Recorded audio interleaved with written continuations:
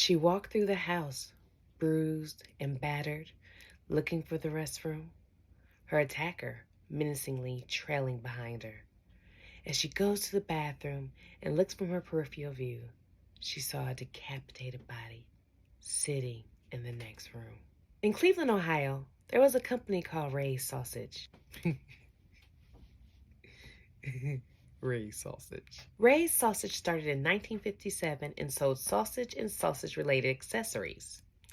Ray's Sausage was located on Imperial Street for many years, but recently, there's just this incredible stench that they can't get rid of. The stench was so bad that the neighbors complained about it. Eventually, inspectors would come by and look at the location and talk to the workers, who confirmed that it was like living in a stinky nightmare. Every day smelled so bad that Ray's Sausage would end up spending over $20,000 getting a new ventilation system and new equipment because they thought it was really bad sewer gas. But even with all the upgrades, it still didn't work. The community continued complaining about Ray's Sausage, and they were in danger of losing their business. As this is going on, right next to them lived a man named Anthony. Anthony was born in 1949, and like his neighbors around him, he too was disgusted by the stench from the sausage factory. The crazy thing about it, he was the true reason for the stench that people thought belonged to the sausage company. After Anthony turned 19, he went to serve in the Marines. To get out of the crime-ridden area of East Cleveland, going to the armed forces was a great way to obtain a better life. It was noted that he left with a few accolades under his belt, but the Marines pretty much kept his service and what he did close to the chest, aside from his rank, his name, and his Marine number. However, while in the Marines, Anthony developed a nasty drinking habit. So much so that the woman that he married while he was in the Marines ended up divorcing him as soon as he was discharged. Womp womp. When Anthony came back to East Cleveland, it had completely changed. It was majority black. It was well below the poverty line. The crack epidemic hit East Cleveland so hard, and there were many women who were in the business of selling their body just for a hit of that good stuff. Anthony, who had been released into the environment, found it very hard to cope with a lot of the issues that he was experiencing. He was dealing with trauma from his childhood, trauma from being in the Marines, and also dodging child support from a 7-year-old child that he wanted nothing to do with. He would often drink excessively daily, and once he became drunk, he became very violent as well. While living on Page Avenue, his first run-in with the law was about abusing a woman and being sentenced to jail for several days. However, Anthony did not learn his lesson and was arrested again for the rape of a 21-year-old woman who was 3 months pregnant. The woman met Anthony at a motel, and later Anthony would persuade her to come back to his place. Once there, he grabbed her and threw her on the bed and proceeded to rape her for hours. When she would try to escape, he bound her hands and feet so that she could not move. Once Anthony fell asleep, she was able to get loose, and she ran. She told the police her story, and they did search for Anthony, but unfortunately, he was nowhere to be found.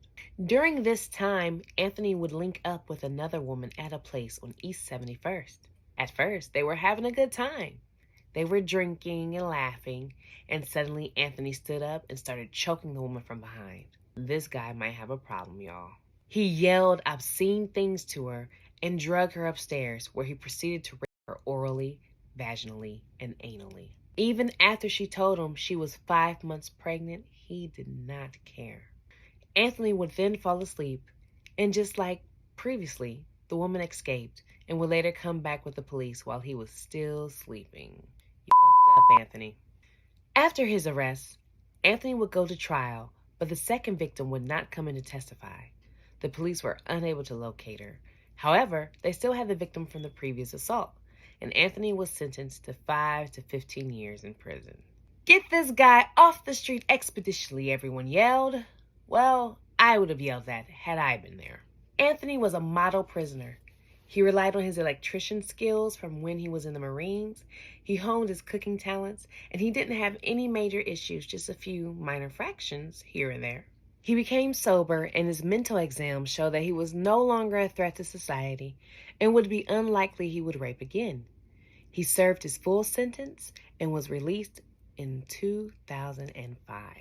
He would move to Imperial Avenue next to Ray's Sausage and work on getting himself together. He rented a room in his stepmother's home. He would join programs that helped convicts find a job and adapt to life on the outside. Anthony would eventually date several women who lived in his area, including the niece of the mayor of Cleveland, Lori.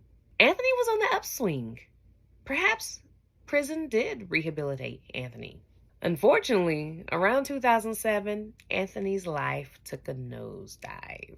The relationship between him and Lori came to an end after being together for over 2 years. He later didn't show up to work and was ultimately fired. During this time, he would not only drink alcohol, but would increase his use of crack. This doesn't sound like it's going to be good.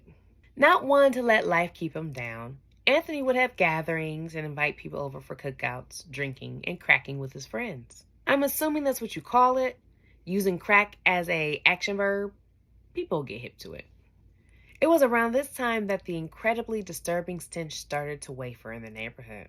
It was also around this time that women, specifically black women, would go missing in the Cleveland area. Yet, there were no cause for alarm because all these women were prostitutes and drug addicts. Who cares? Shame on you, Cleveland. In September 2008, Anthony met up with Vanessa and they were going to do drugs together. In the beginning, things were going great. They were having a fun time when, out of the blue, Anthony would punch the mess out of Vanessa's face and demand that she take her clothes off. He would go on to rape her for hours. In between one of the rapes, Vanessa would go to the restroom, and as she went to the restroom, she would look over her peripheral view and see a headless body sitting in the chair in the other room. Whoa! What a house decoration. I'm sorry, I know you're into the story, but real quick, if you like these stories, please don't forget to subscribe and hit that notification bell so that every time I release something, you know when I'm releasing it. Okay, thank you, bye. She said she had to pretend not to see it so that she wouldn't scream and alarm him, because if she alarmed him, he would probably kill her. But kudos, Vanessa, because if I see a dead body, it's Scream City, baby. He would eventually let her go because she promised she would not tell. When Vanessa was released the next day, it was during the morning time, and the church across the street had let out. Many of the church people saw her, bruised and bloody, but no one offered her any help. Everyone ignored her. When she needed people the most, they ignored her.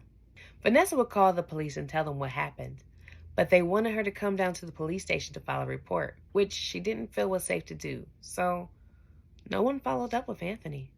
In December 2008, Gladys was walking on the street, minding her business, not even looking to do any crack, when she encountered Anthony. Anthony offered her to party and invited her back to his house, but she politely declined because Gladys had places to go. At that point, no wasn't an option, so he grabbed her and dragged her into his house, choking her to the point of losing consciousness. When Gladys awoke, he punched her in her face and ordered her to remove her clothing. But Gladys was not going. She fought back, clawing at his face, and eventually got away from Anthony. Gladys would then run to a restaurant, but they would not help her. So she kept running and ran into a police officer who really didn't take her seriously. But he took the report, because he had nothing else to do. Unfortunately, her case would be incorrectly labeled, and Anthony was released from jail with minor charges.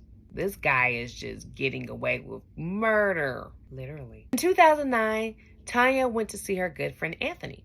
Now, Tanya and Anthony had been friends for several years and often hung out together, drinking and getting high. In this particular instance, after finishing watching the basketball game, Anthony would suddenly choke Tanya and force her to get naked, or she could be, I quote, dead like another crack bitch up the streets.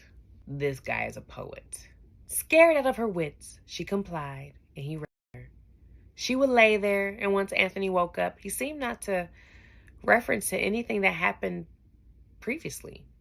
It was almost like he had no idea what took place. Tanya would make up some type of excuse, and she would eventually leave. Needless to say, they weren't friends any longer.